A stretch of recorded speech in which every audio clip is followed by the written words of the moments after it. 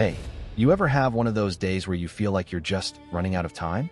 You check the mirror, maybe notice a new line, a gray hair, and for a second, you think about all those creams and serums promising to turn back the clock. It's a universal human anxiety.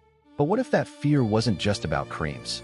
What if it curdled into a belief so dark, so terrifying, that the only way to steal youth was to steal it from the young? That's the abyss we're staring into today. Welcome back.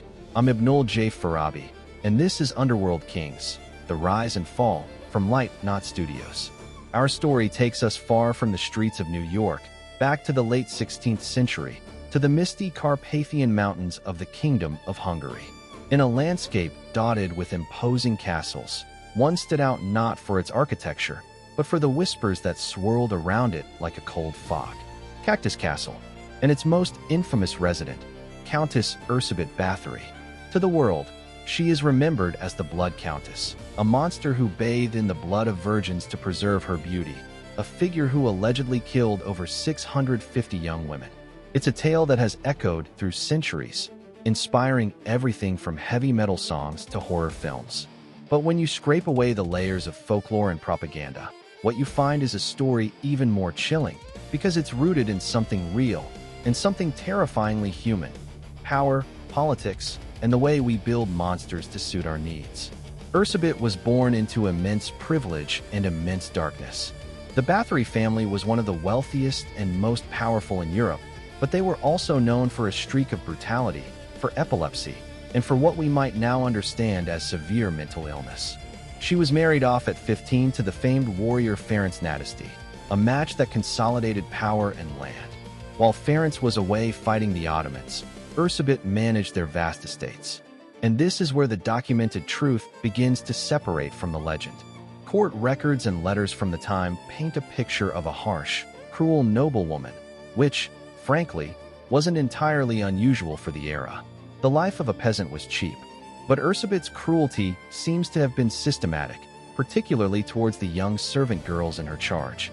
There were investigations, even during her husband's life, into the deaths of servants. She was accused of beating girls, of burning them, of sticking pins under their fingernails. This wasn't yet about blood bathing. This was about a person with absolute, unchecked power over the vulnerable, exercising that power with sadistic creativity. It's a horrifying, but historically plausible, reality. Then, in 1604, Ferenc died. Erzsébet was now a phenomenally wealthy widow, a creditor to the crown itself, which was deeply in debt to her. And this is the crucial pivot in the story. A few years later, in 1610, the rumors reached a fever pitch. The king ordered her investigation. Her own cousin, the Palatine of Hungary, led it. They arrested her and 4 of her servants, who were accused of being her accomplices. The servants were tortured, as was the legal custom, and they confessed to staggering atrocities. Hundreds of murders, blood drained into a tub, the countess bathing in it to rejuvenate her skin. Based on these confessions, Erzsébet was swiftly found guilty. But here's the first massive red flag. She was never formally tried. She was sentenced to life imprisonment, bricked into a set of rooms in her own castle. Her accomplices were executed. The king and the nobility seized her vast lands and wealth to settle the crown's debts. And the legend was born. So, let's break this down as an engineer might.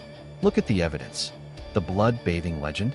It appears nowhere in the official court documents from the initial investigation. It only emerges in a pamphlet published years later, a piece of sensationalist propaganda. The staggering number of 650 victims? It comes from a list compiled from hearsay years after her arrest, a list that includes names of women who were later found to be very much alive. The actual, provable number of victims from the original investigation is between 30 and 80. Now, that is still an appalling, monstrous number, but it changes the narrative from a supernatural vampire to a terrestrial, psychological horror. This wasn't a witch, this was a serial killer. But why was she turned into a witch of vampire? The answer is in the politics. Erzsébet was a problem. A powerful, politically connected widow who was a major creditor to a bankrupt king. She was also a reminder of the dangerous autonomy of the Hungarian nobility. By framing her as not just a murderer, but as a creature of supernatural evil, a perversion of nature itself, The state could justify seizing everything she owned without a messy, public trial that might involve other powerful family members. They could also reinforce their own moral authority. It was a masterstroke of political propaganda. They took a very real, very terrible crime and amplified it into a myth that served their purposes perfectly.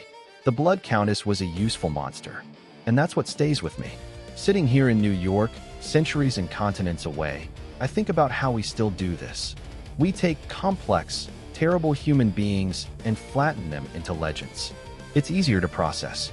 A woman bathing in blood is a fairy tale monster, something from a dark fantasy. But a woman of immense privilege, systematically torturing and killing her servants because she believed she could get away with it?